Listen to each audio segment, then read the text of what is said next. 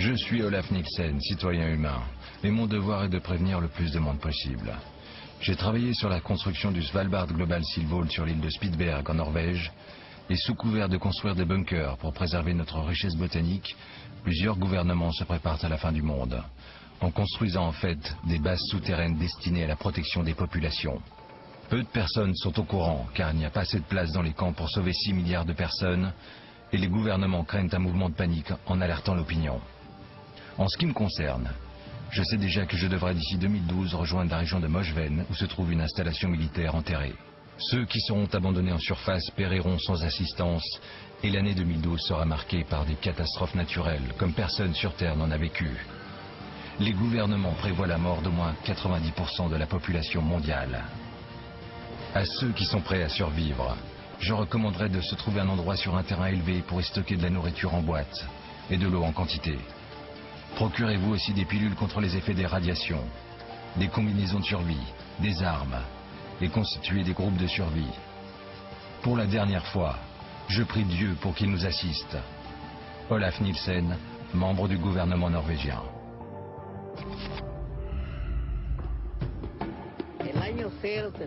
L'année 2012 marque la fin d'un cycle. Le 21 décembre 2012, nous entrerons dans le premier jour d'une nouvelle ère. Pour que tout le monde comprenne bien, nous attendons un nouveau jour, un nouvel espoir, une manière de vivre radicalement différente après cette date. Pour que le monde trouve la paix et la joie. Aujourd'hui, nous vivons dans un monde rempli de haine, de vengeance, d'exploitation, de racisme et de pollution.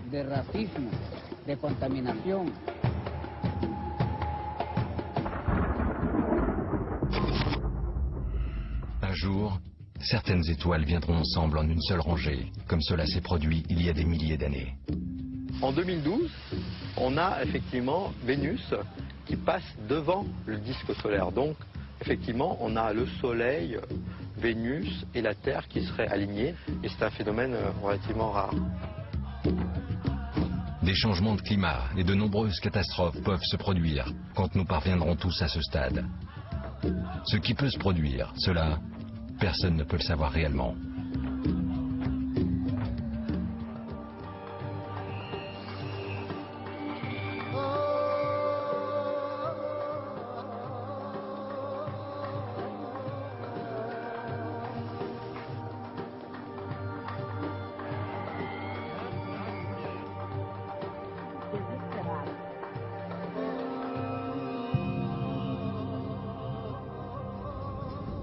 Il est possible effectivement qu'il puisse y avoir un objet qui tombe sur Terre d'une taille suffisante pour créer, on va dire, une catastrophe et qu'on n'ait pas pu l'observer avant qu'il arrive. Il y a 65 millions d'années, un corps de grande taille, 12 km tout de même de diamètre, s'est approché de la Terre à vitesse extrêmement élevée, spectaculairement invasif. Et à quelques minutes, il est passé de la haute atmosphère, il a percuté. Et 12 km, c'est l'équivalent de milliards de bombes atomiques de type Hiroshima. L'impact a été absolument cataclysmique, c'est vraiment le cas de le dire. Il est tombé probablement dans l'eau et a créé une vague de plus de 10 km de hauteur.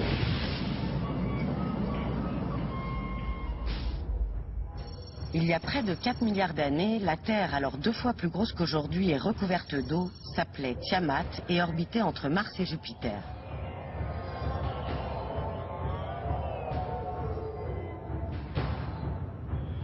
Une planète du nom de Nibiru s'approcha si près qu'une de ses lunes entra en collision avec Tiamat. Le choc fut terrible. La partie intacte de Tiamat fut déplacée sur une nouvelle orbite, entre Mars et Vénus, et devint notre Terre telle qu'elle est aujourd'hui.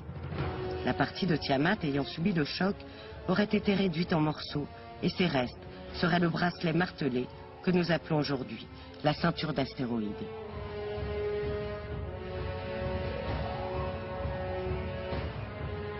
Nibiru mettrait 3600 ans à accomplir sa révolution. Elle tournerait dans le sens inverse des autres planètes et son orbite ne serait pas dans le plan de l'écliptique. En bref, elle ne ferait pas forcément partie de notre système solaire. L'année 2012 marque le retour de cette planète Nibiru, après un cycle de 3600 ans.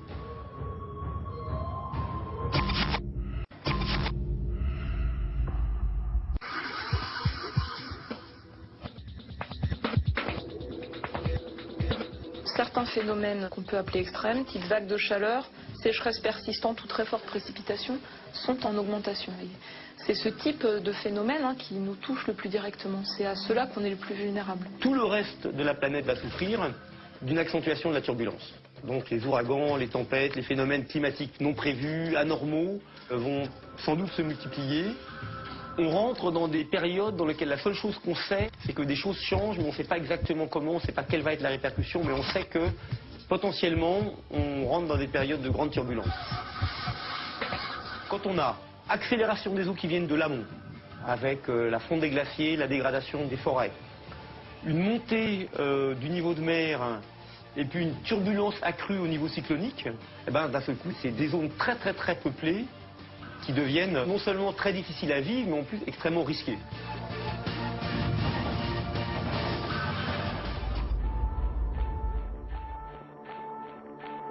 Le bruit assourdissant d'une sirène se propage comme la mort. Des pans de rue entiers sont vidés, abandonnés. Plus loin, au contraire, la ville est livrée à l'anarchie. Des voitures brûlent, d'autres sont encastrées dans des vitrines que certains n'hésitent pas à piller.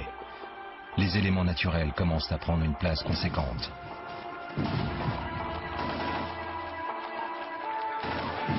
Des gens courent dans tous les sens, en se bousculant, se piétinant. Des enfants apeurés pleurent sans que quiconque ne vienne à leur secours.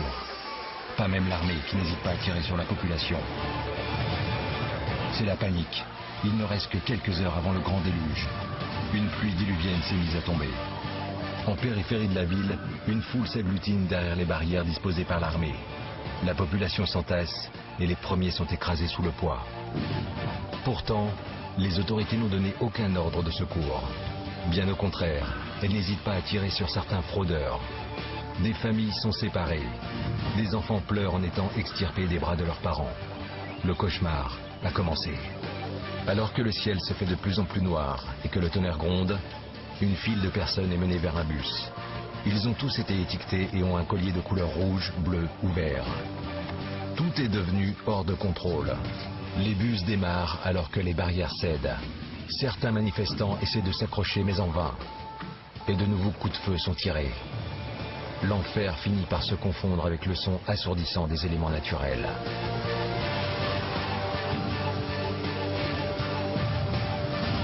Le convoi finit par arriver à l'entrée des bunkers. Il se gare et les passagers sont immédiatement pris en charge et répartis à différents endroits suivant les couleurs qui leur ont été imparties. Une voix, émise d'un haut-parleur, donne les directives à suivre. Le panel représentatif de la population est sectorisé en fonction de son grade. L'homme n'est devenu que du bétail. Du bétail que l'on fait monter dans des tramways à toute vitesse sans tenir compte des membres d'une même famille. Les portes des tramways se referment. La machine se met en marche et disparaît à l'intérieur du bunker.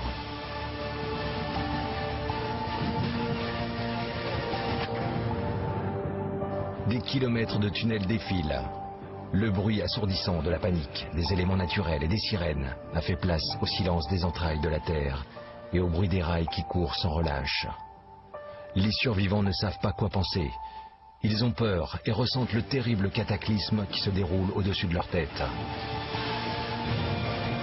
Dehors, une pluie de comètes s'abat sur les villes, détruisant tout sur son passage et amenant une onde meurtrière. À l'autre bout de la Terre, le sol s'est ouvert provoquant l'éruption de volcans. Près des côtes, d'énormes tsunamis vont être la cause de millions de morts. Tous ces astres destructeurs ne sont que les prémices de l'arrivée de la planète X.